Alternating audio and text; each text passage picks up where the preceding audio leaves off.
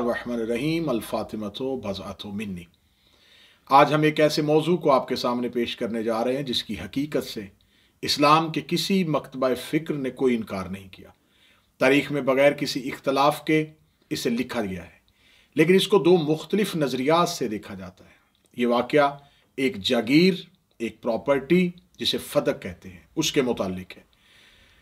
रसूलुल्लाह सल्लल्लाहु अलैहि वसल्लम की साहबजादी जनाब सैयदा फ़ातिमा ज़हरा सलामुल्लाह अलैहा और एक सहाबी रसूल खलीफतुल मुस्लिमीन हज़रत अबू बकर के दरमियान ये जागीर का एक मसला है। इस वाक़े की सेहत से किसी मौर्रख ने इनकार नहीं किया, लेकिन दो तरह के नज़रियात पाए जाते हैं। पहला नज़रिया ये कि यह जागीर रसूल की बेटी की मलकियत थी और उनका मुतालिबा हक पर था। दूसरा नज़रिया यह है कि रसूल की एक हदीस के मुताबिक ये प्रॉपर्टी, ये जागीर उस दौर के मुसलमानों का हक थी और उम्मत का हक थी और खलीफतुल मुस्लिमीन का फैसला हक पर मबनी था। आज तक इस मौजू पर हज़ारों दलाइल, सैकड़ों किताबें, मुबाहसे, मुनाजरे हो चुके, लेकिन अभी तक उम्मत एक नज़रिया पर मुत्फिक ना हो सकी। इसकी मुख्तलिफ वजूहात हैं जो हम आज आपके सामने बयान करना चाहेंगे। गुज़िश्ता सालों की निस्बत इन सालों में इस मौजू पर ज़्यादा बहस इसलिए हुई कि अब हमें हक़ाइक़ को तलाश करने के लिए ज़्यादा तरद्दुद की ज़रूरत नहीं होती। अब 5th जनरेशन का दौर है, ग्लोबल विलेज बन चुकी है दुनिया। अब हम किसी भी हकीकत को तलाश करने के लिए हमें ज़्यादा तरद्दुद नहीं करना पड़ता, बल्कि आपके फिंगर टिप्स के नीचे दुनिया की लाइब्रेरियाँ मौजूद हैं और किसी एक मौजू के मुतल्लिक आप मुख्तलिफ मवाद इंटरनेट से हासिल कर सकते हैं। दूसरी वजह यह कि एक नज़रिए में इतनी शिद्दत आई कि उन्होंने अपने ही रसूल की बेटी के इस मुतालबे को माज़ल्ला सुम्मा माज़ल्ला ख़ता पर मबनी कह दिया। बाद में उसकी मुख्तलिफ तावीलें पेश की गई, लेकिन यह ख़ता इज्तिहादी कहा गया था या दूसरी ख़ता की तरफ मंसूब था। लेकिन मज़हब अहले बैत के यहाँ ख़ानदान रसूल और अहले बैत अलैहिमुस्सलाम के लिए किसी किस्म की ख़ता का कोई इम्कान मौजूद नहीं है, जिसका वाज़ेह तरीन कुरान में हुक्म आया ततहीर में मौजूद है। इन्नमा युरीदुल्लाहु लियुज़हिबा अन्कुम रिज्सा अहलल बैत व युताहिरकुम तत्हीरा। खुदा ने इन्हें हर किस्म के रिजस से दूर रखा हुआ है। दूसरे नज़रिए में इन्हें महफूज अल ख़िता समझा जाता है कि यानी इनके यहाँ ख़िता का इम्कान है, लेकिन ये अपने आप को ख़िता से महफूज रखते हैं। लेकिन ये दूसरे ग्रोह का नज़रिया है, मज़हब जाफरिया का। इस नज़रिया के साथ कोई ताल्लुक नहीं है।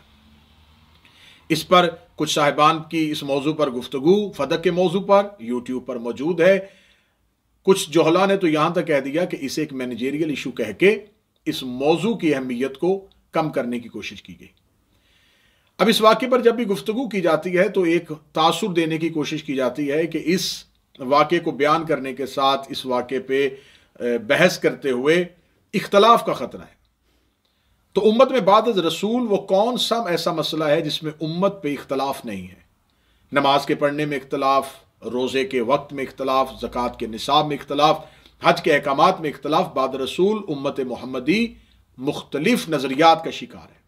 हम हर फ़रूई मसले पे और हर तारीख़ी मसले पे तकरीबन इख्तलाफात का शिकार है, लेकिन इन तमाम तर इख्तलाफात होने के बावजूद हम एक दूसरे के साथ मोहब्बत के साथ ज़िंदगी भी गुजारते हैं।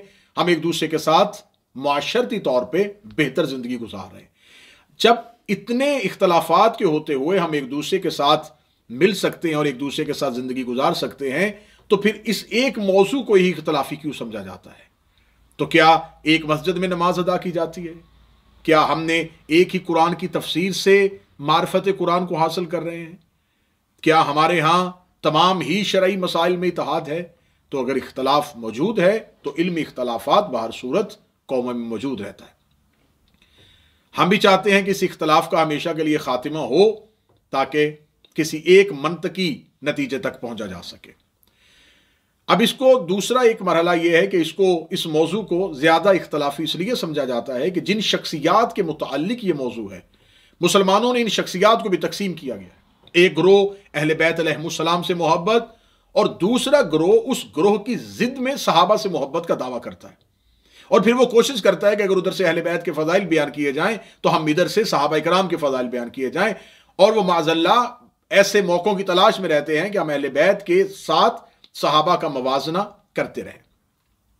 اب ان کے ہاں صحابہ کرام کی فضیلت بیان کرنا ضروری سمجھا جاتا ہے، اور یقیناً جنہوں نے رسول کے ساتھ صحبت میں زندگی گزاری ہو ان کی فضیلت ہمیں بیان کی جائے۔ اگر اس موضوع کو کسی شخصیت کے معاملے میں کوئی تشویش ہے اور ان سے محبت کی وجہ سے، اگر کسی ایک شخصیت سے محبت کی وجہ سے آپ اس واقعے کو ڈسکس نہیں کرنا چاہتے، آپ اس موضوع پہ بات نہیں کرنا چاہتے، اور اس موضوع پہ بات کرتے ہوئے ایک عام تاثر جو پایا جاتا ہے، ایک عام مسلمان جو سب سے پہلا سوال کرتا ہے، وہ پہلا سوال یہ ہوتا ہے کہ ایک صحابی رسول جس نے نبی کے ساتھ ایک زندگی گزاری ہو، جس نے نبی کی صحبت میں وقت گزارا ہو، جنہوں نے نبی کے ساتھ محبت کی ہو، جو نبی کے ساتھ اتنے قریب رہے ہوں، وہ بعد از رسول ان کی صاحبزادی کے ساتھ ایسا سلوک کیسے کر سکتے ہیں؟ تو لہذا صاحب عقل ماننے کے لیے تیار نہیں ہے، ذہن ماننے کے لیے تیار نہیں ہے۔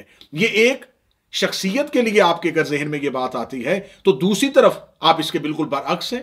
جب آپ کے سامنے ہی بیان کیا جاتا ہے کہ مربی رسالت مآب صلی اللہ علیہ وسلم کے سگے چچا، رسالت مآب صلی اللہ علیہ وسلم کی تربیت کرنے والے، ان کو پالنے والے، اسلام کے لیے مختلف موقعوں پہ احسان کرنے والے، لیکن جب ان کی شخصیت کے متعلق بات کرتے ہوئے آپ سے کہا جاتا ہے کہ وہ حضرت ابو طالب مسلمان نہ تھے اور رسول کے کہنے کے باوجود معاذ اللہ انہوں نے آخری وقت میں کلمہ نہیں پڑھا، تو پھر آپ کا ذہن فوری طور پہ اسے تسلیم کیوں کر لیتا ہے؟ تو اس کا مطلب ہے کہ آپ کو شخصیات سے محبت ہے، جبکہ شخصیات سے محبت نہیں، ہمیں رسول سے محبت کرنی چاہیے، اور بعد از محبت رسول ہمیں معیار بنانا چاہیے اہل بیت کی محبت کو بھی اور صحابہ کی محبت کو۔ آپ اپنی مرضی کی شخصیات سے مرضی کے فیصلے کی توقع نہیں کر سکتے۔ ہمارے پاس معیار صرف رسول کی ذات ہے، رسول کی اطاعت، عزت اور احترام کا معیار ہمارے پاس عزت کا معیار ہے۔ پھر دوسری صورت کی اس موضوع پہ اگر ایسا اختلاف کا خطرہ ہے تو پھر یقیناً ہمیں آزادی کشمیر پہ بات نہیں کرنی چاہیے، کیونکہ ہمیں اس موضوع پہ بات کرتے ہوئے ہمیں اپنے پڑوسی ملک سے اختلاف کا خطرہ ہے، جبکہ ہم ایسا ہرگز نہیں چاہتے۔ ہم دنیا کے کونے کونے پر کشمیر کی آزادی کی بات کرتے ہیں، بلکہ اقوام متحدہ میں ہمارے ملک کے وزیر اعظم جناب عمران خان کی تقریر کو تمام مکتبہ فکر کے لوگوں نے سراہا، جہاں انہوں نے کشمیر کی حقوق کی بات کی۔ اگر ہم آج کے دور کی زندہ مثالیں دیں تو پھر زندہ مثال یہ ہے کہ عالمی دباؤ کے باوجود پاکستانی قوم بغیر خوف کے یہ بات امت مسلمہ کے سامنے اور عالمی برادری کے سامنے رکھ چکی ہے کہ ہم کسی صورت میں اسرائیل کو تسلیم کرنے کے لیے تیار نہیں ہیں۔ اس میں ہمیں سپر پاورز کے ساتھ اپنے تعلقات کو بھی ختم کرنا پڑا، ہمیں کچھ دیرینہ اپنے پرانے برادر اسلامی ممالک کے ساتھ اپنی دوستی خطرے میں ڈالنی پڑی، لیکن ہم اپنے موقف پہ قائم ہیں کہ ہم اسرائیل کو ہرگز تسلیم نہیں کرتے۔ اس کی وجہ کیا ہے معزز ناظرین و سامعین؟ کیا اس کی وجہ اسرائیل کا مذہب ہے؟ تو پھر ہمارے باقی یہودی اور عیسائی مذاہب کے لوگوں کے ساتھ تعلقات، پھر باقی عیسائی اور یہودی مذہب رکھنے والے ممالک کے ساتھ ہمارے تعلقات، ایسا ہرگز نہیں۔ ہمیں اسرائیل سے اس کے مذہب کی وجہ سے، ہمیں اسرائیل سے اختلاف ہے تو اس سوچ کی وجہ سے کہ اسرائیل نے فلسطین پر ناجائز قبضہ کیا ہوا ہے، اس نے فلسطین کو ناجائز طور پہ اس کا غاصب بنا ہوا ہے، تو لہٰذا ہم اسرائیل سے نفرت کرتے ہیں فلسطینیوں کے حقوق کی وجہ سے۔ ہم بات کرتے ہیں کہ ہم اسرائیل کو تسلیم کر لیں گے اگر وہ فلسطین کے حقوق کو تسلیم کرے۔ ہم فلسطینیوں کے ساتھ ہیں، مسلمانوں کے ساتھ ہیں، جب ان کی ریاست کی بات ہوتی ہے تو ہم ان کے ساتھ کھڑے ہیں۔ تو جبکہ پچھلے دنوں جناب وزیر اعظم پاکستان عمران خان نے ایک بہت خوبصورت بات کہی کہ اگر میں اسرائیل کو تسلیم کروں تو میں قیامت والے دن رسول کو کیا منہ دکھاؤں گا، اپنے اللہ کو کیا منہ دکھاؤں گا۔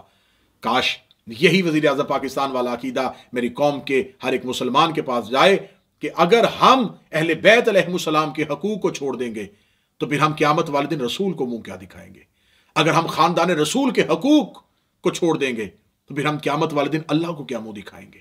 تو لہٰذا یہاں بات کسی ذات سے نفرت کی نہیں، یہاں بات اہل بیت کے حقوق کی ہے، یہاں بات خاندان رسول کی ہے، یہاں بات رسول کی صاحبزادی جناب سیدہ فاطمہ الزہرا سلام اللہ علیہا کی عصمت کی ہے۔ ہماری گفتگو انتہائی مہذب، شائستہ اور مدلل انداز سے ہوگی۔ اس گفتگو میں ہم اپنے آنے والی ویڈیوز میں اس موضوع کو 5 سوالات کے اندر بند کر رہے ہیں۔ پہلا سوال نمبر 1، یہ جاگیر کس کی تھی؟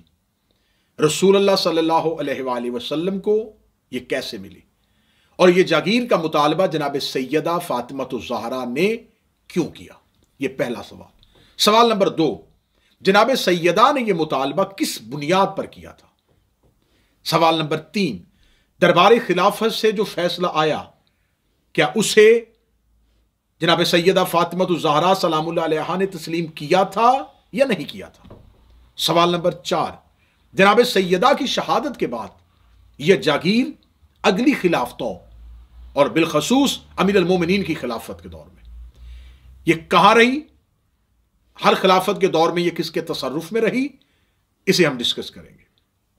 सवाल नंबर 5, इस वाक़े के उम्मत पे क्या असरात मुरत्तब हुए और आज तक उम्मत इस वाक़े की वजह से कौन कौन से असरात का सामना कर रही है?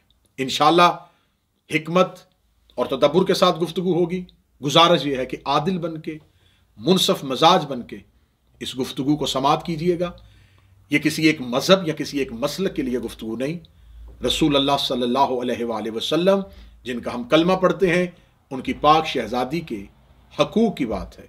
तो कोशिश कीजिएगा इसे शिया अहले सुन्नत बन के नहीं, एक आदिल मुनसफ मजाज मुसलमान बन के गुफ्तगू को सुनिएगा। कोशिश करेंगे कि कुरानी आयात के साथ और मुख्तलिफ दलाइल और बुरहान के साथ और तारीखी हवालाजात के साथ आपके सामने अपनी कम इल्मी के मुकम्मल एतराफ़ के साथ कोशिश करेंगे कि इस मौजू को बेहतर तरीके से निभा सकें। आने वाली वीडियोस हमारी इसी चैनल्स पे नशर होती रहेंगी। अपना ख्याल रखिएगा, अपने मुल्क का ख्याल रखिएगा। मेरा अल्लाह हमारे वतन को सलामत रखे, मज़हब इस्लाम का बोलबाला फरमाए और हमें हक़ कहने, हक़ सुनने, हक़ सोचने, हक़ समझने और हक़ को बर्दाश्त करने की तौफीक अता फरमाए। सलामुन अलैकुम व रहमतुल्लाहि व बरकातुहू।